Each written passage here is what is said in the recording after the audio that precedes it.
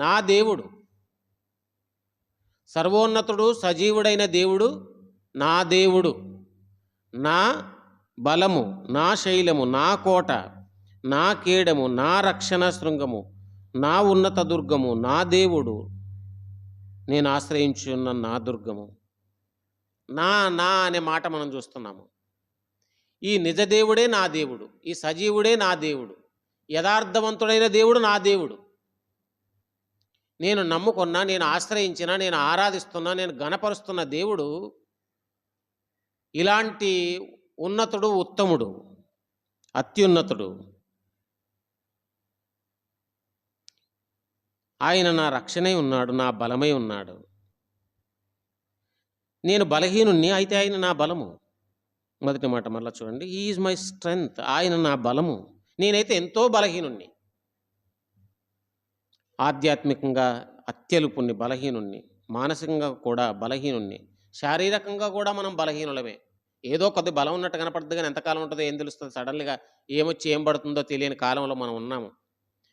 ఒక మాటలో చెప్పాలంటే మనం బలహీనులము. ఏ విషయాల్లో చూసినా మనం బలహీనులమే. ఆధ్యాత్మికంగా బాగున్నట్టే కనపడుతున్నాం, కానీ ఏదో ఒక లోపము మనలో కనపడ్డందున మనం ఎంత బలహీనులమో మనల్ని మనమే గ్రహించుకోగలుగుతున్నాం.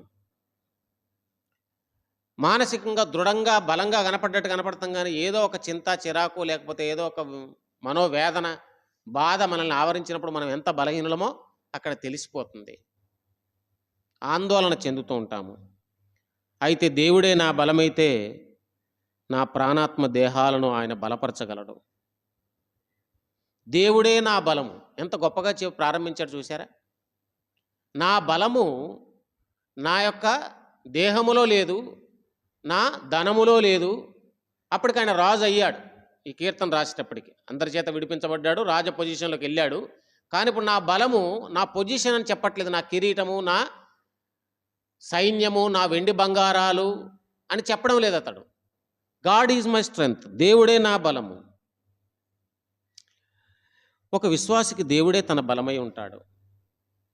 నీ బలమేంటి అని ఎవరైనా అడిగితే ఏమాత్రము మనం ఆలోచించకుండా వెంటనే చెప్పేస్తాం, నా బలము నా దేవుడే, నా శక్తి నా దేవుడే. నేను బలహీనురాల్ని, అయితే నా బలము నా దేవుడు. నేను బలము కలిగి గొప్ప కార్యాలు ఏమైనా చేస్తే అది దేవుని వలన అయిన బలము. నేను బలముగా నిలబడ్డట్టు మీకు అనిపిస్తే అది దైవ బలము.